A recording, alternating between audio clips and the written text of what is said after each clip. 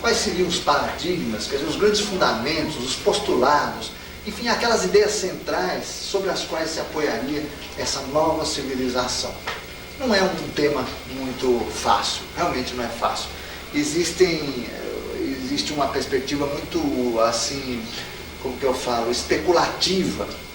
E depois nós todos, bombardeados pelos valores que estão aí, nós temos uma ideia de futuro, né? Acontece que o futuro nunca é exatamente do jeito que a gente imagina. Nós vamos construir uma civilização em bases radicalmente diferentes daquelas que nós temos hoje. E a maior dificuldade da gente compreender sobre que bases são essas é justamente os nossos condicionamentos às bases vigentes hoje.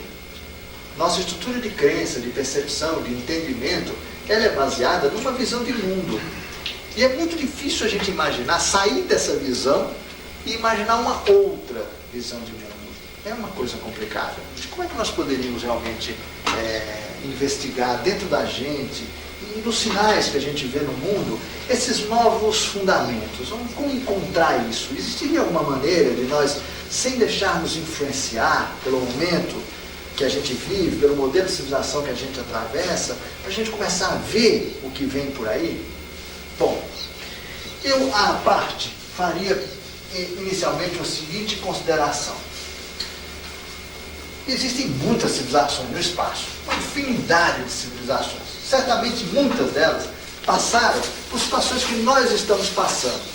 Superaram, avançaram, construíram novas realidades. Se a gente examinasse essas novas realidades criadas por eles, nós poderíamos indagar, será que a gente vai fazer alguma coisa meio parecida? Porque as humanidades, em que pese as imensas diferenças que existem entre todas elas, elas têm um caminhar mais ou menos parecido. Vocês peguem mundos aí primitivos, eles também construíram cidades horrorosas como nós fazemos, eles tiveram a fase do automóvel, né? Eles tiveram fases parecidas conosco. É claro que isso os condicionantes são muito diferentes. Existem planetas, gente, em que não há vegetação grande, são seres diminutos, né? Unicelulares ou pequenos organismos. Outros mundos, a água é de natureza diferente da nossa, ou é muito escassa. Isso tudo exige adaptações. Às vezes os caminhos de civilização são meio diferentes. Não é tão comum encontrar planetas como o nosso, não. Eu diria que, de uma certa forma, é um paraíso isso daqui, pela quantidade de criaturas que habitam isso daqui. Ele é uma espécie de, no bom sentido, né, um zoológico, ou um parque, enfim, em que foram reunidos aqui animais, vegetais e criaturas humanas das mais diversas procedências, com muitas misturas, porque eles fizeram e aprontaram no passado, criando situações novas, de modo que o planeta Terra é muito particular. Ele tem uma composição de atmosfera muito particular, ele tem um distanciamento em relação à estrela principal muito particular também. Nós estamos num campo vibratório em relação ao Sol particularíssimo também. Quer dizer, é uma série de situações muito particulares que criou esse verdadeiro paraíso, né? Porque a Terra é um paraíso, e é a pena que a gente não está percebendo isso. A gente tem que chegar em outros mundos para a gente ver como é boa a nossa casa. Bom, esse é um caminho, quer dizer, se nós examinarmos outras civilizações, né, que salto foi esse? O que elas fizeram depois? Mas esse caminho, gente, é um caminho da futurologia. A gente não veio hoje aqui para discutir o futuro da humanidade. Nós queremos discutir sobre que pilares nós vamos construir essa nova realidade, né? E como é que é possível, por outro lado, nós termos assim uma espécie de um contato interno com esses pilares, com esses fundamentos, de uma maneira segura, de uma maneira equilibrada. Bom, certamente aqui os senhores ouviram falar demais em governo oculto, né? Muita gente, certamente, todo o pessoal da área esotérica ouviu falar de governo oculto. Por outro lado, todos nós já ouvimos falar de eu superior. Eu superior.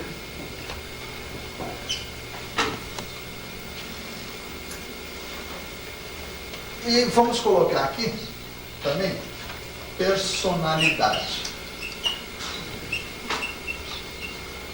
Nós todos encarnados, personalidades.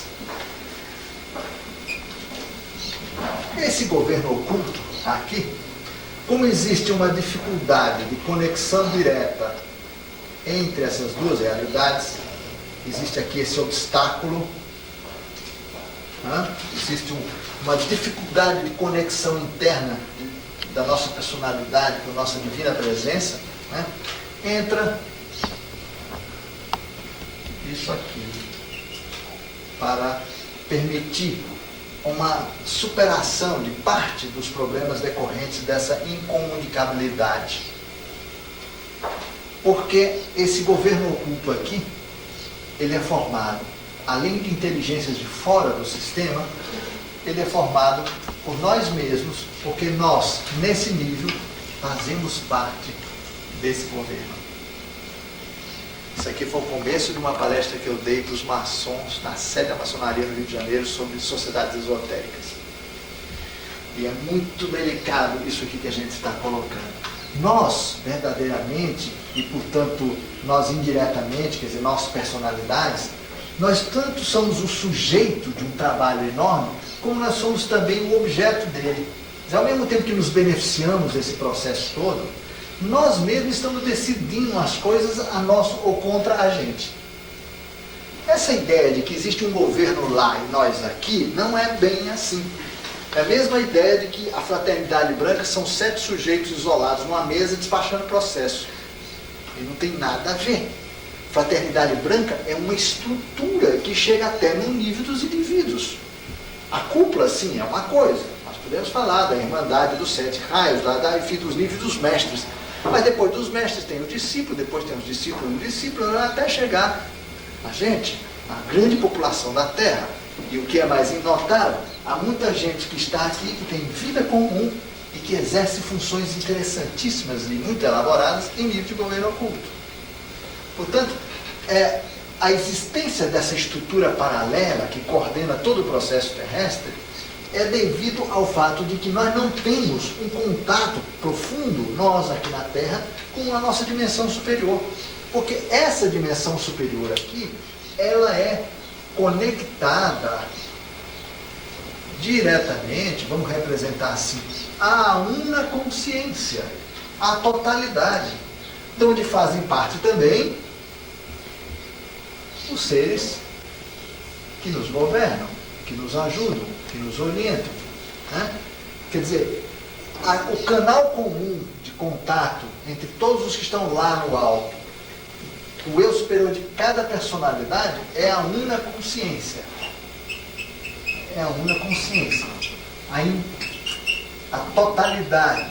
A una consciência no plano da Terra e nos planos superiores, quer dizer, em nível de sistema solar, em nível de segmento do braço galáctico, em nível, até chegar no nível galáctico, e além disso, porque o reino humano é cósmico. Então, ele funciona como um organismo só. Nós somos aqui parte de um organismo. Nós somos uma unidade, individualização de um aspecto da una consciência, encarnado. Só que como nós estamos com esse defeito de conexão, em função do grande colapso, o acidente Toro, que danificou um monte de chip no nosso corpo etérico, nós temos essa dificuldade é superada, deslocando-se outras criaturas, grupo esse da qual nós, em nível superior, fazemos parte, para quebrar o galho, isto é, para fazer com que essa dificuldade não torne as coisas impossíveis. Então, veja, tudo que acontece na Terra real, nesse nosso mundo histórico, vamos dizer assim, são coisas que são, no fundo, decididas por nós mesmos, inconscientemente. Toda a nossa vida é governada pelo eu superior. E veja que muitas vezes a personalidade não aceita as decisões do eu superior. Nós brigamos incrivelmente com as decisões aqui, tentamos aqui a nível de ego, mudar inclusive o que nós, com o estado de consciência elevado, decidimos. A gente está fora do corpo e fala, eu tenho que me dar a seguinte oportunidade, está decidido. Aí quando chega o negócio no nível de personalidade, você fala, mas de jeito nenhum. E aí, está estabelecido um conflito interno, que é extremamente danoso para o principal veículo, o veículo que mais sofre essa briga intestina aqui, que é a nossa dimensão físico-energética. O nosso físico acaba somatizando essas guerras. Essas guerras aqui têm muitos nomes. Chama-se ódio, ressentimento, mágoas, pererê, culpa, medo, todas essas coisas que são energias e frequências vibratórias específicas, né? Muitas vezes o ego fala, de jeito nenhum. Aí por quê? Porque eu estou morrendo de medo. Só que a gente não fala isso. Ou então fala, de jeito nenhum, porque eu sou muito egoísta. De jeito nenhum, porque eu sou culpado. Porque eu quero me punir. Quer dizer, nós temos sempre uma lista de razões, justificativas muito interessantes para manter acesa a guerra entre nós e nós mesmos em nível superior. Só que esse nível superior está trabalhando com uma força gigantesca, né? A fim de ter um apoio direto de equipes conscientes dessa briga aqui. Então, esses seres que estão aqui, tem novidade aqui no plano, você já está percebendo, né?